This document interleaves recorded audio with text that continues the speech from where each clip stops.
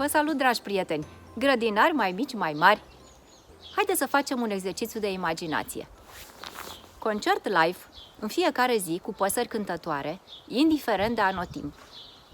O grădină bio, sănătoasă, fără să apelăm la insecticide. Mic dejun în compania pițigoilor. Sună bine, nu? Am făcut o selecție de filme și fotografii ca să vă pot arăta cum putem transforma grădina noastră într-un loc atractiv pentru aceste creaturi încântătoare, dar și foarte folositoare. Și dacă o să vă placă, nu uitați, like, share, follow, cum știți deja. Haideți să vedem!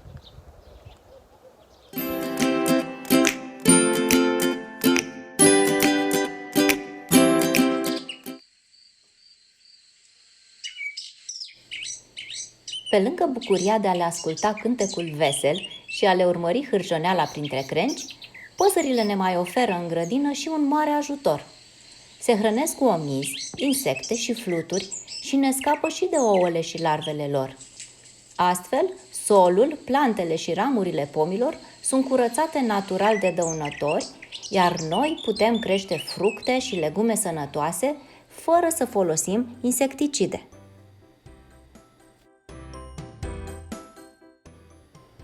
Toate păsările care ne vizitează pot fi numite fără să greșim doctorii grădinii. Dar gaițele, mierlele, ciocănitorile, pițigoii, coțofenele și vrăbiile sunt printre cele care rămân alături de noi și pe timpul iernii. Iar pentru că ajutorul lor este de neprețuit, e bine să facem tot ce ne stă în putere, să invităm cât mai multe prietene cântătoare în grădina noastră. Ce ar trebui să facem ca să avem o grădină cât mai atractivă pentru păsări? E simplu. Să le oferim adăpost, hrană și apă. Adăpostul ar fi ideal să fie cât mai aproape de cel natural și pentru asta putem să plantăm sau să tolerăm în grădină tufe de soc, păducel sau măceș, care, pe lângă proprietățile lor medicinale, adăpostesc păsăretul din zonă și îl hrănesc cu fructele lor. Caprifoiul, iedera, vița de Canada cu bobițele ei negre constituie refugiu și hrană pentru păsările de talie mică.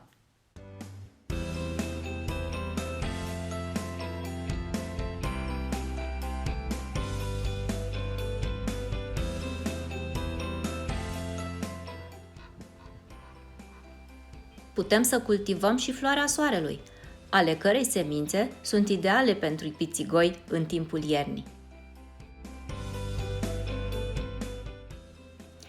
Și dacă tot veni vorba, un loc important între doctorii grădinii îl ocupă pițigoii, aceste făpturi drăgălașe și gălăgioase care colindă zilnic prin grădină dacă găsesc ceva de mâncare. În sezonul de reproducere se hrănesc cu nevertebrate, mai ales cu ouă, adulți și larve de insecte, dar consumă și hrană de origine vegetală, precum mugurii și mățișorii.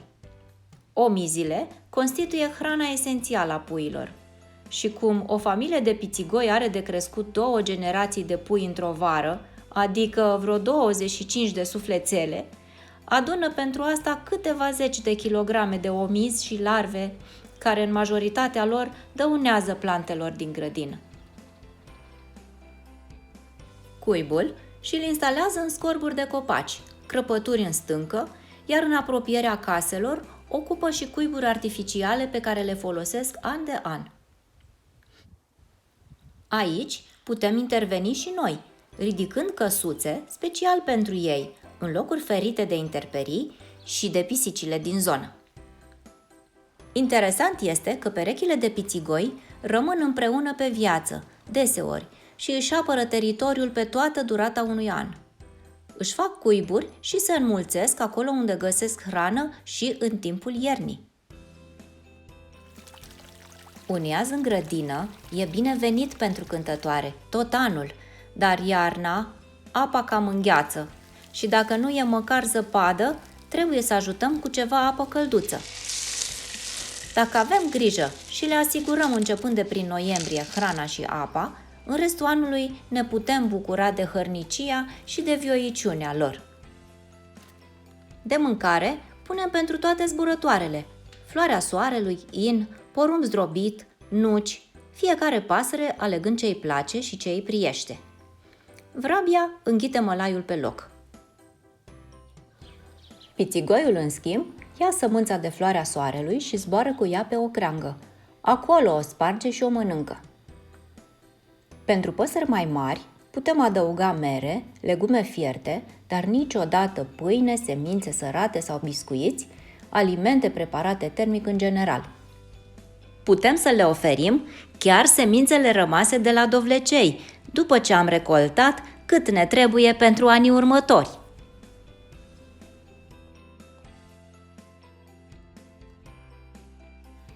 Când gerul e mare, e bună și o bucată de slănină, nesărată. Sau bulgări de semințe impregnate cu untură, fără sare. Anul ăsta am amestecat pur și simplu semințele cu untura, direct în tăviță. Sunt tot felul de idei pentru hrănitoare. Noi am cumpărat câteva de atârnat în pom, dar am și improvizat altele. Le-am pus grăunțe și direct în tăvi, în zăpadă, sau pe o măsuță la înălțime. Toate metodele au funcționat.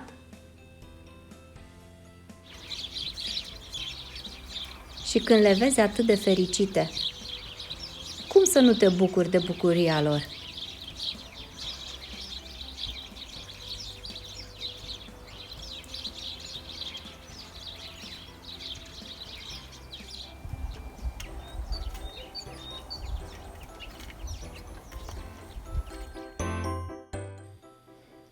E o adevărată încântare să iei micul dejun într-o companie atât de selectă.